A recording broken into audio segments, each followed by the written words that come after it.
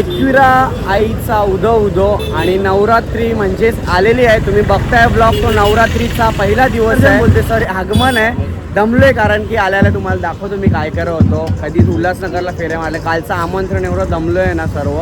इथं पूर्ण सेटअप वगैरे लागलेला आहे. आपली देवी येते भांडूपवरून येते, म्हणजे दिव्याची महिषासूर मर्दिनी.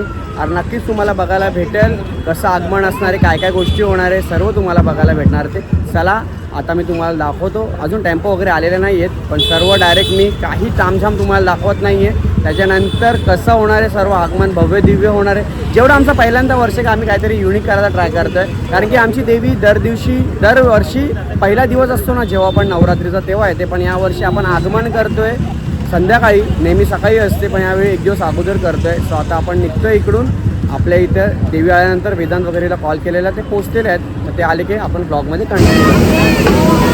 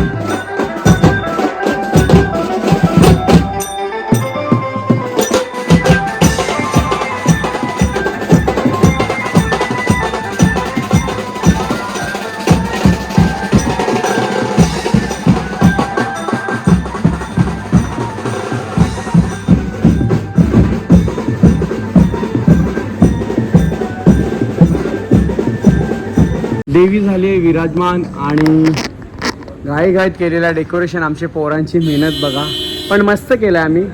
आणि ही मूर्ती आपल्या देवीची पूर्ण, आणि आपल्या 22 वर्ष झालेलं आहे या मूर्तीला. म्हणजेच म्हैसासूरची जी मूर्ती आहे, म्हैसासूरचा वध केलेला, ज्यांना माहिती आहे स्टोरी देवीची तर नक्कीच. आणि आपल्या दिव्याची म्हैसासूर मर्दिनी, तर जे पण माझे ब्लॉग बघत असतील किंवा दिव्यातले असतील किंवा आजूबाजूचे असतील तर तुम्हा सर्वांना आमंत्रण आहे, निमंत्रण आहे. तुम्ही या दळवीनगरमध्ये दिव्याला, स्टेशन दिव्याला. आणि उद्यापासून नक्कीच गरबा तुम्हाला बघायला भेटेल. आणि ब्लॉग इथंच एंड करतोय मी.